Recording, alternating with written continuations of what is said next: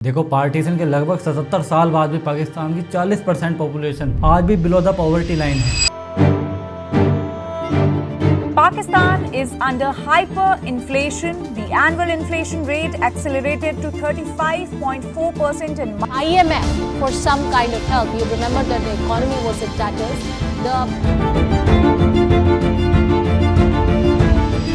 जिसके कारण ही आज पाकिस्तान दुनिया के सबसे गरीब और पिछड़े देशों में से एक है। अब इसके गरीब होने के पीछे आतंकवाद, भ्रष्टाचार और बैड एजुकेशन सिस्टम को माना जाता है, बट रियलिटी कुछ और ही है। अब क्या है इसके गरीब होने का कारण? चाइना एंड BLA यानी बलूच लिबरेशन आर्मी का क्या रोल है और इन सब चीजों का भारत पर क्या इम्पैक्ट पड़ता है, समझते हैं आज की वीडियो में। देखो, पाकिस्तान आज गंभीर रूप से काफी ज्यादा आर्थिक संकट में फंसा हुआ है, क्योंकि 2024 तक दूसरे देशों से लिया गया डेब्ट पाकिस्तान के ऊपर 130 अरब डॉलर से भी ज्यादा हो चुका है। और साथ ही IMF से लोन लेना और बढ़ती महंगाई और करप्शन ने इस देश को बर्बादी के कगार पर पहुंचा दिया है। जब 14 अगस्त 1947 को भारत पाकिस्तान का विभाजन हुआ था, उस समय इंडिया को अच्छे शहरी केंद्र और अच्छे बुनियादी ढांचे मिले थे, जैसे रेलवे स्टेशन और पोर्ट वगैरह, जिससे इंडिया की शुरुआत थोड़ी बेहतर हुई। लेकिन इंडिया मेनली डिपेंड था कृषि पर, जिसमें GDP का लगभग 50% हिस्सा कृषि से आता था, और औद्योगिक क्षेत्र भी काफी कम था, जिसमें हमारी पर कैपिटा इनकम लगभग 50 से 60 डॉलर थी। और पार्टीशन के कारण ही पाकिस्तान से भारत में लगभग 90 लाख हिंदू और सिख लोग आए,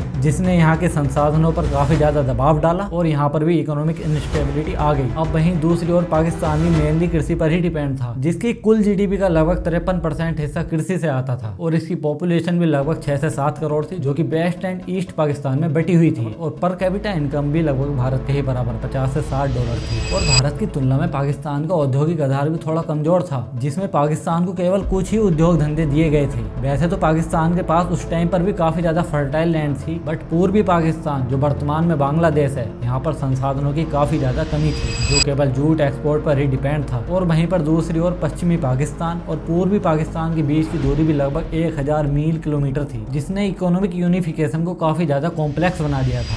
but the main thing is कि पाकिस्तान आजादी के 77 साल बाद भी इतना ज्यादा गरीब क्यों रह गया? First, corruption and political instability, जहाँ पर पाकिस्तान की करप्शन में रैंक 180 में से 135 है, जो कि काफी ज्यादा खराब स्थिति में, जहां पर यहाँ के नेता ही सारा पैसा हड़प लेते हैं और यहाँ की जनता को कुछ नहीं मिलता। सेकंड, आतंकवाद और सेना का नियंत्रण, जहां आज लोकतंत्र वाले देश इतने आगे बढ़ रहे हैं, वहीं पाकिस्तान में आज भी सेना का शासन चलता है, जो इन्हें पाकिस्तान और कश्मीर वाले मुद्दे में ही हमेशा अटका कर रखते हैं। थर्ड, कमजोर अर्थव्यवस्था और निर्यात की कमी, जहाँ पर पाकिस्तान आर्थिक रूप से आज भी काफी ज्यादा पीछे है, जहाँ पर इसकी GDP मात्र अभी 337 बिलियन डॉलर है, और वहीं इंडिया की GDP लगभग 4 ट्रिलियन डॉलर है। एक्सपोर्ट में भी ग्लोबली जहाँ पर इंडिया की रैंक 12th पोजीशन पर है, वहीं आज भी पाकिस्तान 66th पोजीशन पर पड़ा हुआ है, जिसके पीछे सबसे बड़ी चाल है चाइना की, क्योंकि चीन ने पाकिस्तान को एक डेब्ट ट्रैप यानी कर्जे के जाल में फंसा लिया है, जो पाकिस्तान के लिए तो नहीं बट चीन के लिए सबसे ज्यादा फायदे का सौदा है। बिकॉज पाकिस्तान की सरकारों द्वारा CPEC के नाम पर वहाँ की सारी जमीनें और वहाँ के अच्छे अच्छे संसाधन चाइना को बेचे जा रहे हैं, और जिसके ही कारण आज ग्वादर पोर्ट भी चाइना के कब्जे में है, जिसके कारण ही वहाँ के लोकल लोगों तक को नौकरियां नहीं दी जाती। यहाँ पर केवल चाइना के ही वर्कर्स काम करते हैं। और साथ ही चीन ने CPEC के नाम पर पाकिस्तान को अरबों डॉलर का लोन दिया है, जो पाकिस्तान के लिए चुकाना अब नेक्स्ट टू इम्पॉसिबल हो चुका है, क्योंकि 2015 तक इस डेब्ट का अमाउंट लगभग 6.2 बिलियन डॉलर था, जो 2023 तक बढ़ के लगभग 30 बिलियन डॉलर हो चुका है, जो क्लियरली इंडिकेट करता है कि पाकिस्तान चाइना के डेब्ट ट्रैप में फंसता जा रहा है। बिकॉज जो लोन चाइना पाकिस्तान को देता है, उसका इंटरेस्ट रेट IMF के इंटरेस्ट रेट से काफी ज्यादा होता है, जिससे पाकिस्तान के लिए इसको चुकाना बिल्कुल मुश्किल हो चुका है। बाकी ग्वादर पोर्ट पर चीन की सैन्य मौजूदगी भी काफी हद तक बढ़ गई है, जिसका डायरेक्ट इम्पैक्ट आज पाकिस्तान पर देखने को मिलता है। अब ऐसे में आपको क्या लगता है